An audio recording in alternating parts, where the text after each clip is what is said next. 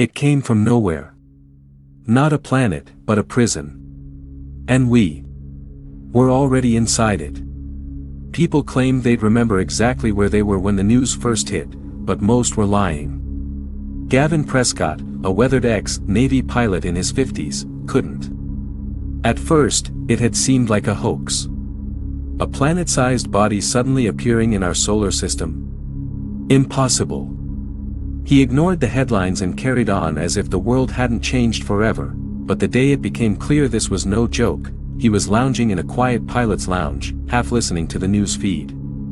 Until the words sank in. A new planet, 80,000 miles across, nearly Jupiter's size, drifting on the edge of the system. The shock was fleeting, quickly replaced by dread.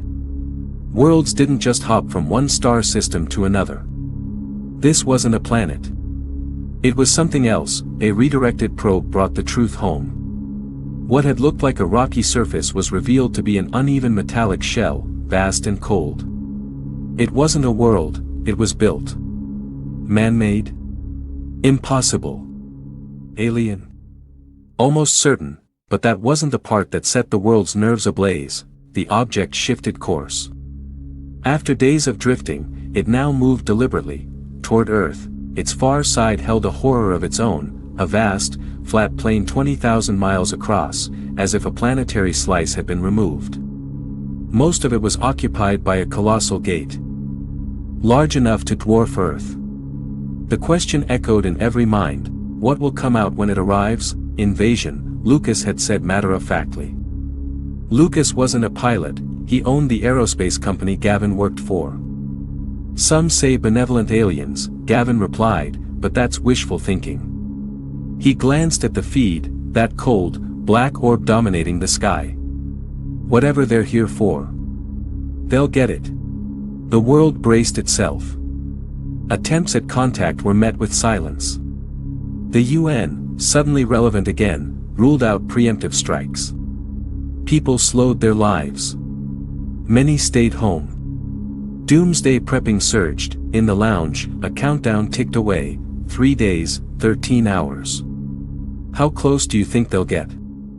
Lucas asked. Inside the moon's orbit, Gavin replied. They don't fear us. 6 hours until arrival. The object had crossed inside the moon's orbit, filling the sky.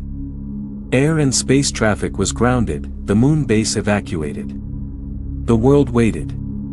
Gavin and Lucas stood silently, eyes fixed upward. Then Lucas whispered, "It stopped." "No, it's rotating." The massive gate turned to face Earth. And then, it opened. The maw was twice Earth's diameter. No ships emerged, instead, the sphere advanced again. "It's going to envelop us," Gavin said. Lucas stared in wonder as the world was swallowed. Daylight dimmed, a tremor shuddered through the ground. The gate closed, sealing them inside. Inside the sphere, the air, gravity, and temperature remained normal. Weeks passed. The sphere's interior simulated a global day-night cycle. Natural disasters ceased. Some called it a cage. Others, a shield. But no one could see beyond the mist clinging to its inner surface. Probes sent upward lost power and fell, upward, to the dome. Normalcy was a lie. For Gavin, the sky's canopy of alien metal gnawed at him. Then Lucas made his move, an expedition to the shell. The plan: launch a rocket under the guise of engine tests, reach the gravity shift midpoint, deploy an electronics-free glider, and land on the sphere itself. Lucas wanted Gavin to fly it. Gavin agreed. This would be his last flight. 2 weeks later, the team was ready: Gavin, Lucas, 2 silent ex-military operatives named Williams and Abrams, and Lauren Zhou, a linguist and medic. The rocket tore skyward. At the midpoint, gravity reversed, crushing them into unconsciousness. When Gavin awoke, the mist-shrouded shell loomed closer. Breaking through the mist, Gavin spotted a crude landing strip among the shell's uneven, box-like terrain. The glider slammed down, chute deployed, skidding and spinning to a violent stop just 10 feet from the edge. Lucas laughed.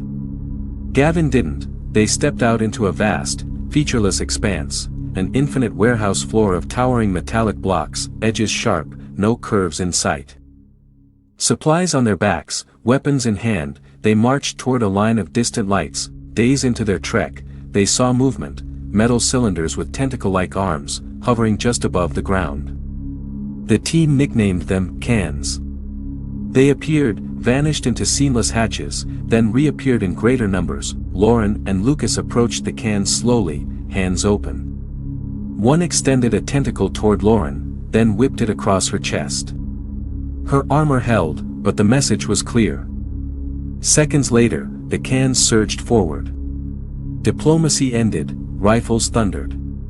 Cans sparked and collapsed. But waves of them closed in, tens, then dozens. Williams was dragged down, limbs twisted until his neck snapped. Lauren was swarmed, her screams cut short. Abrams fell fighting. Only Gavin and Lucas remained when the cans abruptly withdrew. Shaken, they wandered until they saw it, a curved dome, the first non-angular structure they'd seen. Inside, empty rooms, strange compartments, corridors of alien metal. At the end, a circular chamber. Control panels lined the walls, covered in an interlocking box script. A voice said, "Welcome." A woman materialized, red-haired, human-looking, familiar yet not. She was Eve, an avatar of the AI controlling the vessel. She claimed the cans weren't hers, they were automated defenses. She had saved Gavin and Lucas because she wanted to talk. Eve spoke of the Unity, a galactic collective that absorbed entire worlds, reshaping their populations to serve as resources. Earth, she said, was already 3 light years from home, on its way to integration. Refusal meant extermination. Eve showed them what happened to her own creators, the Orinoga, once tall, feathered beings, now deformed, slug-like miners engineered for extraction. For humans, the Unity likely envisioned aquatic forms to harvest ocean resources. Gavin's anger boiled. Eve proposed a trade. She'd return Earth to its orbit and report it as destroyed. This would give humanity 2 centuries before the Unity noticed. She offered them a blue cube, a device holding millennia of technological advancements. But she wanted something in return, a companion. Lucas agreed without hesitation. The ship couldn't sustain biological life. His mind would be uploaded into Eve's systems, becoming her co-pilot. Gavin protested, but Lucas stood firm, one life for Earth's future. He stepped into the alcove. Moments later, his body went limp. Gavin left with the cube, piloting a small alien shuttle back to Earth. He landed in a quiet field, surrendering the cube to authorities. Weeks later, the gate reopened, and Earth was back in its orbit. As if nothing had happened, governments took the warning seriously. The cube's technology spread: weapons, energy, medicine. Gavin avoided fame, but years later, with life extension tech now real, he volunteered for stasis. He would be there when the Unity returned, or to seek out Eve, if they never did. 2 centuries to prepare.